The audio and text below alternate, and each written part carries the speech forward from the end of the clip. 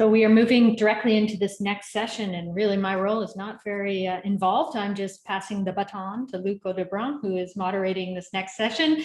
This is the slide I'll leave up if you wish, while you just introduce the piece, and then I'll close it. And over to you, Luc. Thanks for being a moderator and joining the symposium. Thank you very much, Karen. This is my pleasure. So hello, everybody. I guess almost everybody is back from their break. So we have a very nice session ahead of us, and sadly, it's going to be short because I will have to hang back the baton to Karen at 12:35 maximum. So we'll have 2 presentations and then 10 minutes of discussion. So my name is Luc Audebrun. I'm professor of social economy in FSA ULaval in Quebec City, and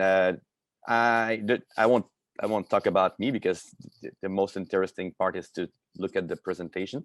So we'll have 2 presentations today. Both will be on financial cooperatives with a focus on governance and federation. So the first presentation will be by Hans Groeneveld. I hope I'm pronouncing right your name, from the Netherlands, Tilburg University. And the second one will be by Yvan Rouillet from Desjardins. So I will, right now, Hans, I can see you.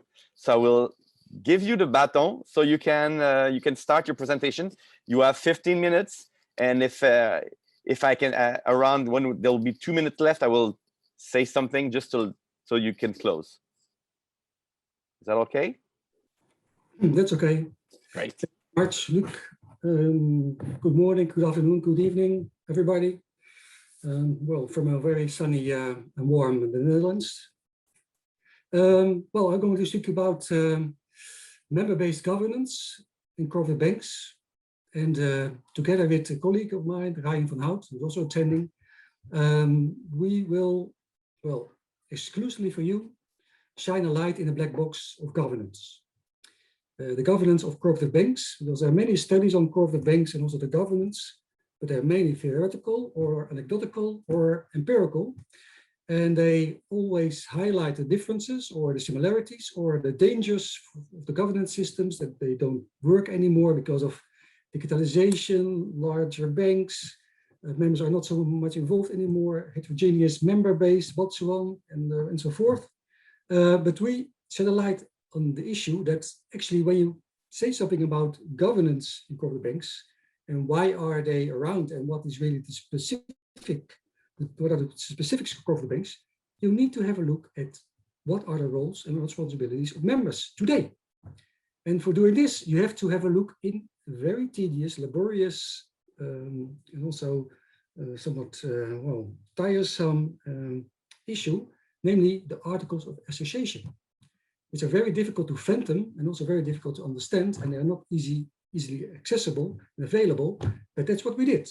We had a look at the Articles of Association of 16 European corporate banking groups to see what are the rights and responsibilities of members. And these explain actually why these banks are still behaving the way they do, and whether they are still on the corporate track, yes or no. You can also identify weaknesses, challenges, but also strengths. And of course, we will embed this entire paper, it's work in progress, in the literature, but then you have a kind of a picture what I'm going to speak about. I will just scratch the surface because, well, I can speak about many, many different issues and topics of all these 16 European corporate banking groups, but I'll focus on the main results. I hope that my slides are moving. So first of all, the background of this study, survey. Well, as you all know, there are many misconceptions, misperceptions about governance in cooperatives, and especially in cooperative banks, and also in the governance literature. First of all, although that is changing over the last few years, many studies fail to discriminate, to differentiate between stakeholder value banks, among which cooperative banks, and shareholder value banks. It is very important because they have a different structure, different orientation, and a different governance system because of all this, because of their different ownership structure. It's also not very widely recognized that the principal agency problems in cooperative banks are different compared to the agency problems in shareholder value banks. Because it's not recognized many studies, but especially in the general banking literature, that members act as owners, as you all know, of course, but they're also the users of corporate banks. So they're the same. They act as owners, act as owners, and they're also the users. They are the customers of these banks. As you know, in shareholder value banks, the owners are the shareholders, and I can tell you, shareholders are mostly not customers of this bank. At the same time, the customers of shareholder value banks, commercial listed banks, are mostly not shareholders, owners of the bank. So this eliminates already one principal agency problem in corporate bank groups. If you don't acknowledge this, you get a wrong picture.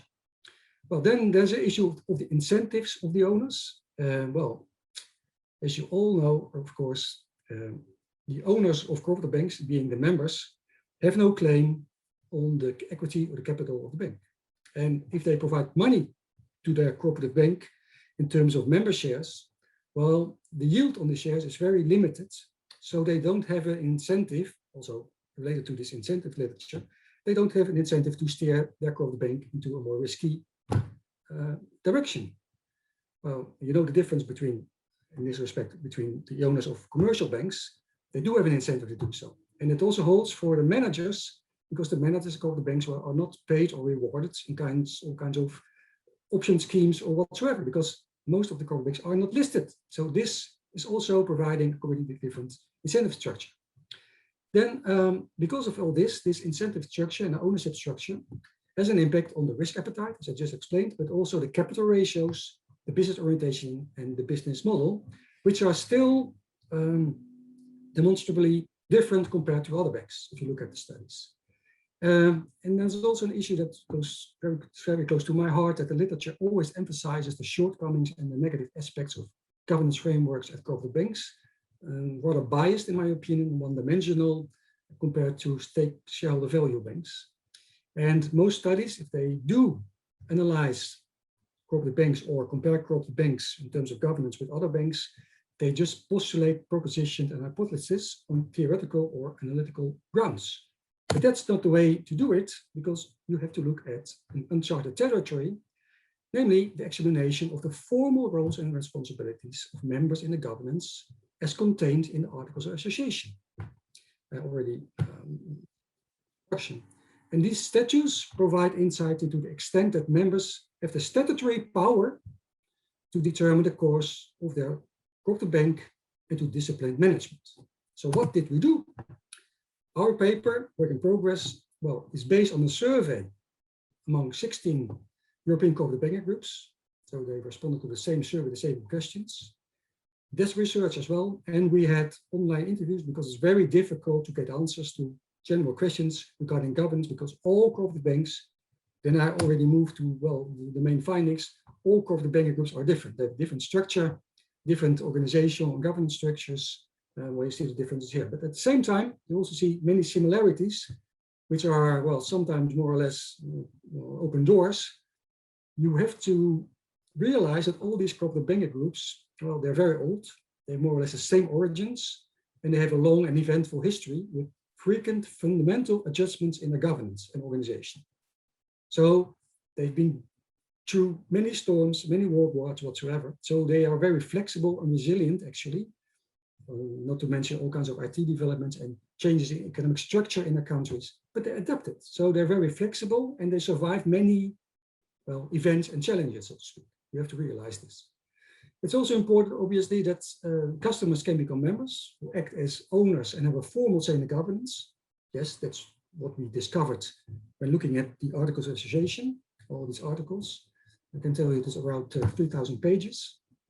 And it's also a common denominator for corporate banking groups that they build the equity base still mostly the hard way, namely via retained earnings. And, well, it's the members who have decided to do it like this from the very beginning. And it's still enshrined also in the, well, revised Articles of Association that members say we, or sometimes compulsory due to national legislation, we have to add the major part, the lion's share of the net surpluses to the reserves. And they are, that's what they state, dual bottom line organizations, but that's also apparent from their Articles of Association. Well, difference as well, yes, organizational and governance structures differ. the number of layers in the organization with member influence, the degree of internationalization, are they mainly domestically oriented or also internationally oriented? That differs widely. Also, the scope and depth of statutory roles and responsibilities differ of the members. That's what I will show you in just a few seconds. Also, they differ in terms of the membership policy, the criteria, but also in terms of their activeness or passiveness, so to speak, regarding how they attract new members or really put effort in member education and well, trying to acquire more members. So there's a huge divergence in membership policies. And the final one is, well, we discovered many differences regarding the monetary and immaterial benefits enjoyed by the members compared to non-members. Okay, so what did we see? This is very important. This is, first of all, the growth in member base of all these 16 European corporate banking groups since 2007, so just before the great financial crisis, up to 2018. You can see that most corporate banking groups will experience a huge increase in the member base, with a few corporate banking groups well experiencing actually a drop in the number of members, which is worrisome, obviously. There are different reasons behind this, but that's not a good sign, that's obvious. But on average, the average member growth of all these corporate banking groups is around 25%, and I omitted the Bank Raiffeisen from Luxembourg because that changed its statutes and causing a tremendous explosion of members a few years ago. So that's very interesting to see because that's really say something about the vibrancy of members. At the same time, this is a challenge, so to speak, or a threat. You can see there's a huge drop in the number of local corporate banks, independent local corporate banks, of about, again, around 25%. So that means that, well, each local corporate bank has now much more members compared to 2007. And how do you keep this huge member base involved and attracted and engaged and committed and whatever in the governance, but also regarding the corporate bank? These corporate banks have grown in size, obviously. And that's really an issue. How do you do this? I can't go into the details and tell you about the examples, how different corporate bank groups are coping with this, but that is surely an issue perhaps for education. This increase in the member base is not based on the fact that you have to become a member at most corporate banking groups in order to be eligible for to be served by the bank, by the corporate bank. You see here that well, 80% of all these corporate banking groups, well, it's possible to be served, to obtain a loan, to place your deposits or whatever, if you're not a member. So this increase in the member base is largely based on different motives, and it's a voluntary decision actually. So there should be benefit somewhere for the members, otherwise, or they are attracted to the corporate bank for whatever reason, you know, since 2007. Do members have to buy a minimum number of specific services in order to be eligible to become a member? No, that's not the case also in 80% of the banks. So if you just have one account, most banks, you can become a member. It's about meaningful membership. That means everybody is allowed to become a member. Do you have to capitalize your bank? Well, that's the case in 80% of all these corporate banking groups. And that's why members act as owners of these banks, because they provided a member share. But also in 20% of the cases, members don't have to buy a membership. So they don't have a financial reciprocity towards their corporate bank, which gives a completely different dimension and the incentive structure, obviously. And also very striking, actually, when you look at this, where I just listed here some survey questions. Well, in 60% of all cases, the individual local banks or regional corporate banks have their own membership policy, or it differs a bit from the membership policy of other banks. So that's again showing the diversity or the diversity in the corporate banking sector itself. These are very illustrative results, I would say. So why would you become a member then? Because it's no longer compulsory. Are there benefits? Yes, there are benefits. Not to the same extent in every bank. But here we asked the corporate banking groups in the sample, so what kind of individual financial benefits do you provide to your members compared to non-members? So we distinguished 4 categories: higher interest rates on savings, lower interest rates on loans, discounts on all kinds of services, commissions, or other financial benefits. So this slide shows you that 40% of these corporate banking groups provide benefits to its members in two categories, but also 20% of the banks are not providing any financial benefit, individual financial benefits to the members. This also says something about the governance structure and incentive structure, obviously, but at the same time, you can see that 20% of these corporate banking groups will offer to its members benefits in all these four categories. Well, unfortunately, they don't know, they couldn't tell us, well, what kind of amount is attached, associated with these member benefits. And some also said, well, all these benefits in terms of differentiations in interest rates, well, the last few years with this very low interest rate environment, we do provide some advantages in terms of lower loans on loans and somehow higher on deposits, but it's not noticeable anymore because of this extremely strange Model 3 environments. But all corporate banking groups, also the ones stating we don't provide any financial benefit to the members, to individual members, say we provide benefits to society. So apart from this, you can see that they provide benefits to a wide range of other stakeholders. So then the number of governance About 2 minutes, Hans? Yeah. 2 minutes? Great. 2 minutes. The number of bodies with members in the corporate banking groups distinguished. We can see here that 50% of all these corporate banking groups have 3 or more bodies with member representatives. It's very important, obviously, for steering the course of the organization. This is very important. One, we also distinguish between the cooperative and the banking rights and responsibilities of corporate banking groups. You can see them here. There are many differences, but very important is that in every corporate banking group, it's the member base or the member representatives who can adjust or amend the legal structure of the corporate. Not the professional managers, but the members. Well, we distinguish between cooperative responsibilities and rights and banking. You can also see that they sometimes have a say on the banking responsibilities. And on average, when you add them, these 11 rights and responsibilities in the Articles of Association, you can see that on average, members can exert 8.4 rights or responsibilities in their corporate banking groups. So it's very important, and also very important is that in some cases, more than 50% of the cases, members can really appoint the professional bankers, so thereby steering the bank in a corporate course by selecting the manager of the bank.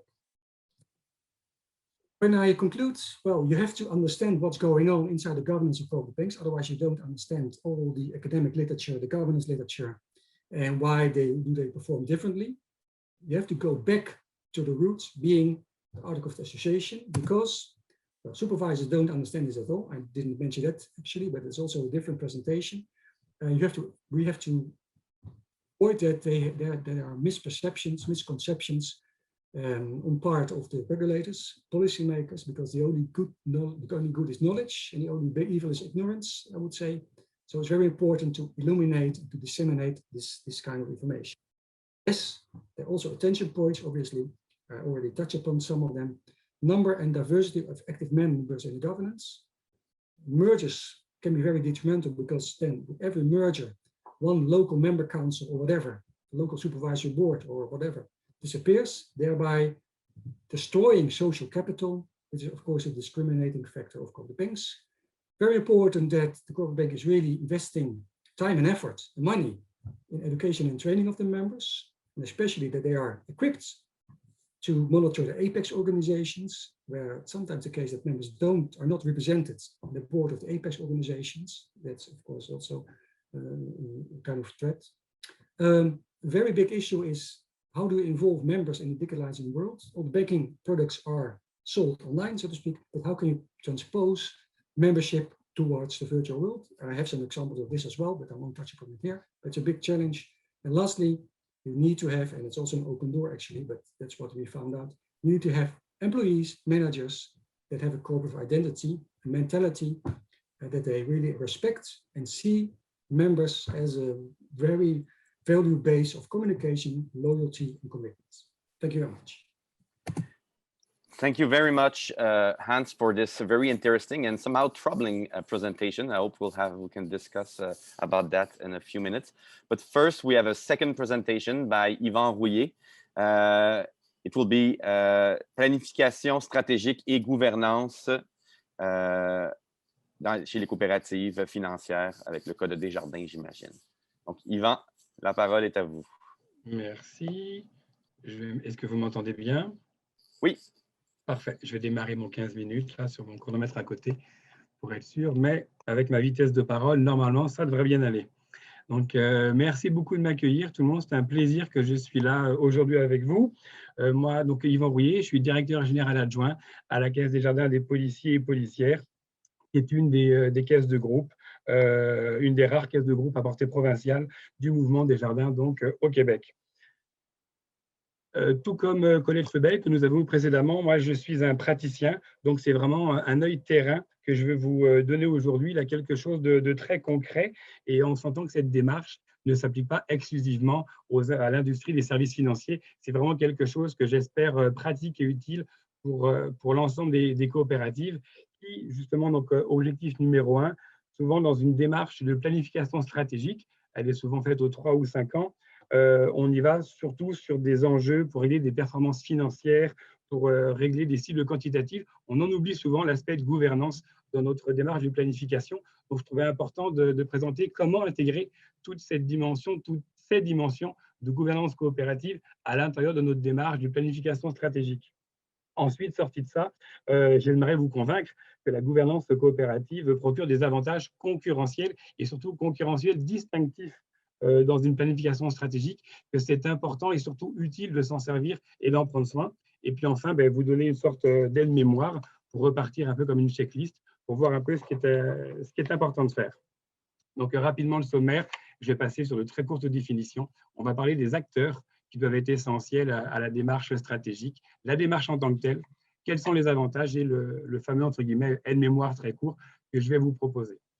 Définition, non pas pour faire un aspect cours universitaire, mais d'un côté, nous avons la planification stratégique qui, comme c'est indiqué, inclut les orientations, les objectifs à long terme, les moyens à mettre en œuvre, les outils, tout ce qui est important pour que votre coopérative perdure. Et d'un autre côté, nous avons la gouvernance qui, justement, rassemble les décisions, les règles de pratique, comment assurer un bon fonctionnement. Donc, l'important, c'est vraiment comment imbriquer les deux et non pas que ça soit comme la gouvernance qui est un peu une sorte de contrainte, on va dire, à notre développement en tant que coopératif. Donc, je trouvais important de bien dire que la gouvernance est un outil pour moi, est un avantage distinctif. Donc, les acteurs essentiels à la démarche. On s'entend qu'avec notre coopérative au milieu d'une démarche de planification stratégique, il est évident que les dirigeants, le conseil d'administration, très souvent va en effet être présent, vont contribuer et vont collaborer à cette démarche. La direction de la coopérative va également être là, c'est assez évident. Ensuite, les gestionnaires peuvent des fois être oubliés parce que on s'occupe de la direction, ça a été décidé un petit peu en hauteur, mais on ne s'assure pas forcément que les gestionnaires vont avoir le sens, vont avoir, on va dire, l'appartenance à cette planification pour la faire vivre. Les membres, naturellement, qui sont au cœur de nos préoccupations, doivent être consultés, interrogés et éventuellement même contribuer à bâtir cette planification stratégique. Les employés vont être également des acteurs extrêmement importants puisqu'ils vont opérer. Si vous devez mettre en place des valeurs, des actions, des programmes tels que Brand Ambassadeur, les employés vont devoir véhiculer ce genre de choses. Et enfin, et souvent les plus oubliés, les partenaires. Quand j'entends partenaires, là, des fournisseurs. Normalement, ce sont des partenaires d'affaires, des fournisseurs, des partenaires communautaires également, des acteurs avec qui la coopérative fait affaire ou veut faire affaire pour sa durée. On les oublie parce que ce sont comme c'est nos fournisseurs, on paye, il n'y a pas de raison. Mais pourtant, tous ces acteurs-là, j'insiste, pour moi, ces 6-là sont des acteurs essentiels. Pas au même niveau d'engagement et on va dire, d'impact dans notre planification, mais les 6 doivent être impliqués, doivent contribuer à des proportions différentes à la planification stratégique si on veut s'assurer d'avoir des actions cohérentes en lien avec notre mission et surtout l'application terrain des partenaires, aux membres, aux dirigeants, aux employés. Vous devez, je m'insiste, vous devez tous les faire participer à votre réflexion et la démarche stratégique. La planche, on va dire, la plus importante, j'ai essayé de condenser un petit peu. Donc, il y a 9-10 étapes et je vais passer à travers, c'est vraiment le corps de ma présentation, à travers cette démarche-là. Alors, elle n'est pas, on va dire, exhaustive forcément, elle peut varier un petit peu, mais je pense avoir mis les 10 étapes on va dire, les plus importantes, les plus significatives. Objectif long terme, mission, vision, valeur. Et là, quand on parle de valeur, on s'arrête souvent à les valeurs coopératives, on les connaît, vous allez sur le site de l'ICA, on les connaît tous, valeurs et principes coopératifs. Mais est-ce qu'on s'est assuré d'une congruence de valeurs avec nous en tant qu'entité coopérative, une coopérative agricole, une coopérative service financier, une coopérative funéraire? Quelles sont nos propres valeurs en tant qu'organisation? Avons-nous vérifié quelles sont nos valeurs des membres, ce qui s'attend de la coopérative, de nos employés également? Est-ce que nous recrutons les employés avec un besoin et avec une assurance qu'ils vont partager ces valeurs-là? J'ai eu la chance de faire le séminaire d'intégration de Van City il y a quelques années, et Van City s'assure dans ce recrutement, dans son séminaire, que les employés vont venir aussi pour un partage de valeurs commun, et je trouve ça vraiment très important. Il y a eu des évolutions de marché, il y a eu des modes de consommation qui ont changé. Est-ce qu'on s'est assuré que notre mission en tant que coopérative, il y avait toujours justement une congruence de ces valeurs-là? Donc, premier objectif long terme, mission, vision, valeur, elle doit être, entre guillemets, je dirais pas revisitée, mais mise à jour. Analyse du marché, concurrence, intercoopération. On est tous fiers de marquer dans nos principes coopératifs la fameuse intercoopération. Est-ce qu'on s'est assuré que depuis 3 à 5 ans, il y avait d'autres coopératives, non pas concurrentes, mais de secteurs voisins, de secteurs complémentaires avec qui on va pouvoir travailler, parce qu'on n'ira pas travailler avec notre concurrent premier. En revanche, on peut avoir des actions complémentaires avec les coopératives voisines. Donc, important de voir qu'est-ce qui se passe sur notre marché. Le troisième est plus courant et connu, l'analyse de notre organisation, l'analyse SWOT là, ou FFOM, dépendamment de la langue. Donc là, c'est quand même assez simple. Quelles sont nos opportunités? Quelles sont nos menaces? Qu'est-ce qui se passe? Ça, c'est propre à tout et chacun. La gouvernance n'y est pas forcément là-dessus. Là où ça devient très intéressant, les possibilités de différenciation. Besoins et attentes des membres. Est-ce qu'on s'est assuré de savoir qu'est-ce que voulaient vraiment nos membres quand nous allons prendre des décisions stratégiques? Dans 3, dans 5 ans, je veux me rendre là. Mais parce que moi, je le veux, parce que mes dirigeants le veulent, parce que le marché le veut, ou parce que je suis là pour les membres. La coopérative a été créée pour répondre à, on va dire, une défaillance de marché, à des besoins de membres. Est-ce qu'on s'assure que dans mes possibilités de différenciation, je vais aller les consulter? On va voir tout à l'heure la promotion et l'impact des membres dans ce genre de projet. Il est vraiment important de s'assurer que notre différenciation, on va interroger nos acteurs. Encore une fois, quand je dis acteurs, ce n'est pas que les membres, ce n'est pas que les dirigeants. Tout à l'heure, j'ai insisté sur les partenaires, les employés, les gestionnaires. Assurons-nous de les questionner pour s'assurer justement de faire une réelle différence, encore une fois, distinctive et surtout concurrentielle.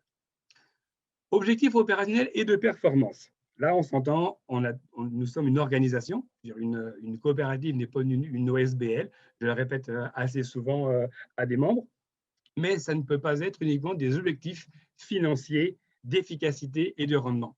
Quels sont mes objectifs si je veux aller plus dans le côté, encore une fois, valeur coopérative, le bien-être de ma communauté? Je veux créer des impacts communautaires.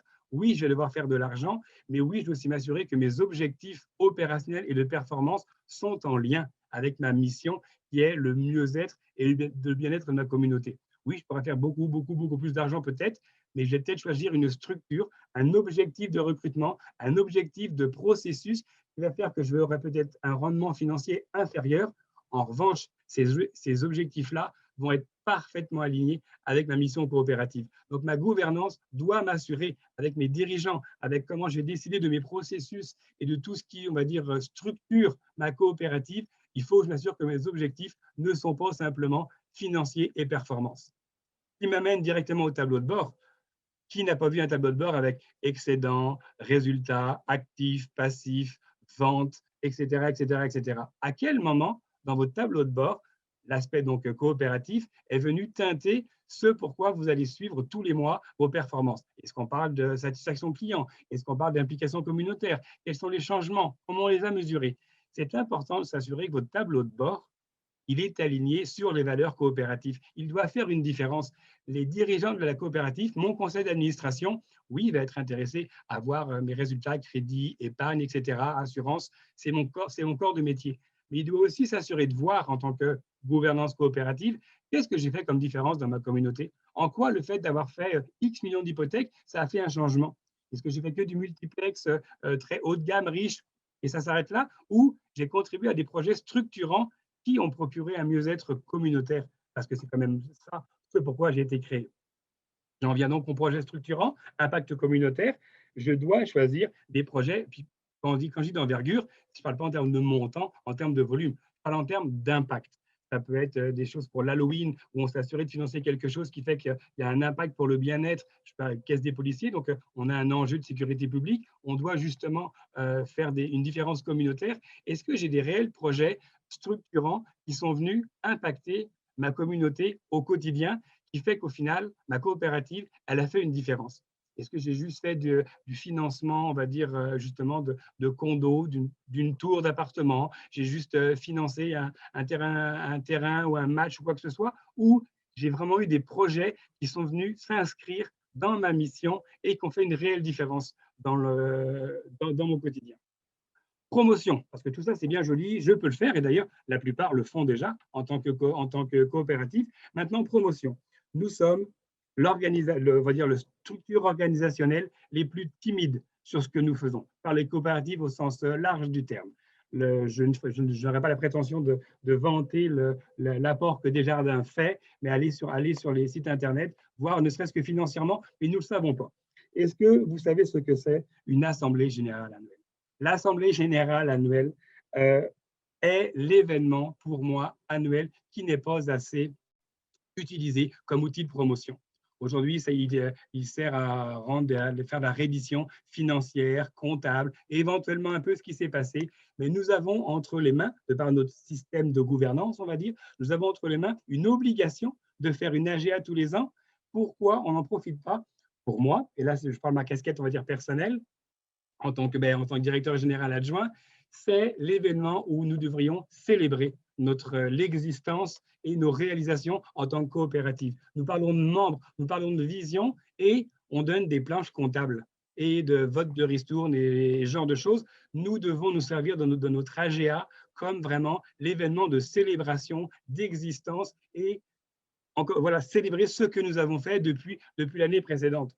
La promotion, elle marche par là. Et du fait que nous ayons des membres qui sont souvent intégrés dans la communauté, nous avons une présence communautaire, nous avons tellement d'occasions de faire valoir ce qu'on fait. Et comme je vous le disais, dans notre planification stratégique, nous sommes les plus timides. Ça s'arrête pas. On va la faire, on va l'opérationnaliser, on n'en fait pas la pub, j'ai pas le mot, on ne la promue pas, je suis pas sûr du mot là, on n'en fait pas la bonne promotion, en tout cas pas suffisamment, et c'est bien dommage. On ne doit pas être gêné de toutes nos réalisations, elles sont formidables. Et enfin, il faut que je balance mon écran. Et enfin, les suivis. Quand et comment? Là, j'ai une planification en 2024. Est-ce que je la fais? Je la mets sous plastique, je la présente, je la fais valider et je la reprends dans 4 ans? Non, elle doit évoluer. Elle doit évoluer régulièrement. On doit faire des suivis. On doit s'assurer que les partenaires que j'ai consultés, les employés, les gestionnaires, régulièrement, on fait une sorte d'ordre du jour. On voit avec eux une mise à jour, comment ça s'est passé, quels ont été les intrants. Parce qu'il y a des chances qu'on a eu des projets justement structurant des envies, des rêves. Est-ce qu'on peut les mener à bien? Est-ce qu'on doit les reporter? Est-ce qu'on doit les réajuster? Le suivi va être important. Et on a cette chance d'une gouvernance où il y a tellement de parties prenantes impliquées, mais impliquées pour des raisons personnelles et de valeur, ils vont vouloir normalement s'engager dans cette démarche avec nous. Donc, c'est vraiment notre outil de gouvernance nous permet de favoriser ça. Et c'est pour ça que j'en viens à le côté avantage pour un peu, entre guillemets, résumer cette partie-là, les valeurs. L'adhésion volontaire des membres. Une minute, Yvan? Oui, oui, pas de problème. L'adhésion volontaire des membres, elle est volontaire, l'adhésion des membres pour les valeurs coopératives, les valeurs d'organisation. Donc, il y a une volonté à la base commune de réussite. Les membres, les dirigeants sont des membres. Ils ont un pouvoir de décision, en tout cas d'influence sur les décisions. La fameuse intercoopération que je vous parlais. Et enfin, l'aspect promotion. Est-ce que je veux parler de l'AGA? Je ne suis pas sûr. Oui, AGA. AGA, l'événement annuel qu'il faut absolument. Et enfin, pour terminer, donc, juste un petit mémoire rapidement. Est-ce que vous êtes assuré dans votre démarche de planification que tous les acteurs essentiels sont impliqués? Est-ce que vous êtes assuré d'avoir une vision claire et objective de vos environnements? Est-ce que vous avez mis en place, vous avez créé des projets qui sont au bénéfice de la communauté, pas du portefeuille? Est-ce que votre tableau de bord est coopératif et non pas financier? Et enfin, avez-vous mis en place un calendrier de promotion de tout ce que vous allez faire? Hop là, bon succès pour votre prochaine planification. Merci beaucoup, Yvan. C'était très intéressant. So thank you very much, everybody. We have a few minutes of discussion. I already have some discussion on the in the chat. There's two types of discussion. The first one, and I think it's more towards Hans, or we'll see. It's regarding what do we do for the as Sanja tell it. What do we do with the unbankable? So that means those people more vulnerable that do not have access to a bank. How credit unions, a cooperative bank could do more in order to integrate them, to include them. So there was a few questions. There was just let me, Fred, Urban, then Sanja, and then also Tara that discussed the need to address the unbankable. So maybe Hans, you can start, and maybe Yvan has something to say about that after. No, thank you very much. Well, as you all know, that cooperative banks, of course, in a sector where the original members were unbankable, being the farmers, the agricultural sector. So that's where they come from. Nowadays, I would say that, well, the most Western countries, at least, and I think you're referring to other countries as well, but anyway, in Western Europe, I think that, well, most people have access to financial services, right? It depends on the conditions of the financial services. So it's not just unbankable, but they have access to this, but what are the prices people have to pay for the services? And I think that cooperative banks really, well, are still doing a good job in that respect, because, well, that's what they say. It's not in the Articles of Association, but that's still one of their principles, giving access, or not refusing any customers, apart from criminals, obviously, and those who want to do some money laundering or committing fraud. But that's still the way they try to improve the bankability of many subgroups in society, although perhaps some subgroups in society, well, they're not so profitable, but that's very difficult to corroborate. What I do know, the cooperative banking groups, many of them, that's what I also know, apart from this governance aspect, that they have all kinds of foundations, and Desjardins is also one of this foundation, to promote financial inclusion in other parts of the world. So Rabobank, for instance, has Rabo Partnership, but also Rabobank Foundation, and it's exactly directed towards, well, providing access to financial services, apart from setting up other cooperatives around the globe, just to be in line with the original principles which the banks were founded. So that would be, well, my first response to this question. Yeah, and the answer from Fred is that I would say when you talk about foundation, it's more a kind of philanthropy, while Fred seems to say that how do we include that in the business strategy, as Yvan was saying, and that is maybe, if I hear what Fred is saying, is that's the main problem, the difficulty to include this in the strategy rather than in a philanthropy aspect. Yeah, it's part of the strategy. If you don't do this, it will have a negative impact on your reputation, because members do know where we come from, and if you don't include it in your strategy, and it's always discussed at the General Members Council every year. So where the members of local Rabobanks are represented, it's the highest decision-making body, at least inside Rabobank. They have a discussion about what are we doing on financial inclusion in the first place, and it should be just charity, because that doesn't work. That was what Raiffeisen already concluded years ago. You need to provide, well, the facility to provide access to financial services, but people have to do it themselves. So it's about self-help. So just, well, assisting them, and should fly in itself, so to speak. It's still an economic business. So that's the main purpose of this. Also, just an example provided by Joseph. He says that Newbie, a newly found Belgian cooperative bank, allows members to choose the amount they want to pay for their services. A fluent member can in this way cross-subsidize access to less fortunate members. So that's what I meant by Mhm. having a strategy regarding that. There could be a good good discussion about this, but I want to also ask a question to Yvan, and the question is from Colette. Let me find the question. Colette said, super présentation, Yvan, merci. Voilà comment assurer une bonne intégration du volet entrepreneurial et du volet associatif. Donc, comment on fait là, tout le long, en fait, moi, comment je traduis ça en question, comment on s'assure que les deux volets restent toujours alignés tout le long? Ben, je pense que c'est justement en intégrant l'ensemble des acteurs dont j'ai parlé. Il va y avoir la partie justement gestionnaire, direction, opérationnelle, business, et la partie gouvernance, contrôle, qui va être opérée par la partie dirigeant et justement conseil d'administration et la voix des membres. Parce qu'il y a des enjeux d'affaires. Encore une fois, nous ne sommes pas une OSBL, mais il y a des enjeux de mission. Et j'en reviens, il y a beaucoup de discussions dans le fil du chat là par rapport au Unbuckable. Et en effet, c'est important, la mission, c'est l'accessibilité aux services financiers. L'institution, quelle qu'elle soit, doit s'assurer qu'elle peut accepter tout le monde parce que c'est une coopérative et s'assurer de fournir suffisamment de programmes ou d'options pour que toutes les personnes puissent être, on va dire, accéder à des services financiers. Je pense que c'est important et ça répond pareil au modèle d'affaires. Toutes les coopératives financières ne doivent pas viser la gestion de fortune. Oui, exactement.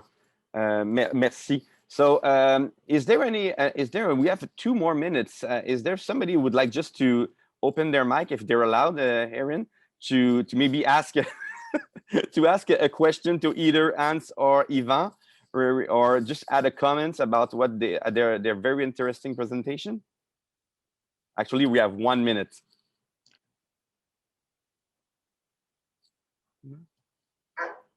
No?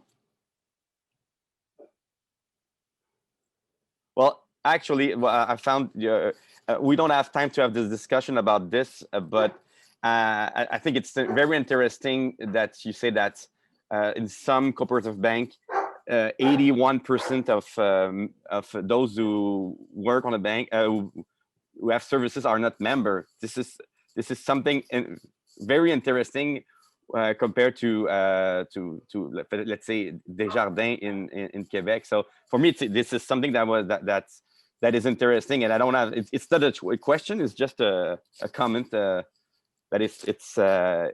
I wonder if there's something that the banks want to change or not. So that was my question for Hans, and we have 30 seconds to finish. Well, there's a deliberate choice dating back from the times that the economic structure was changing in European countries. Mm-hmm. The sector was diminishing, dwindling due to all kinds of circumstances. And that's why they opened up membership to all kinds of new customers. In the first place, first to service new customers, but then they also opened up membership for non-agricultural members. So now we have a very heterogeneous member base, and what's not possible anymore to go back to these times, actually. But that's a challenge as well, how to satisfy all these members with a different background. Mm-hmm. It's also one of the issues. Okay, yeah, I understand. Well, thank you very much, Yvan and Hans, for your 2 presentations. Thank you, everybody, for the question in the chat.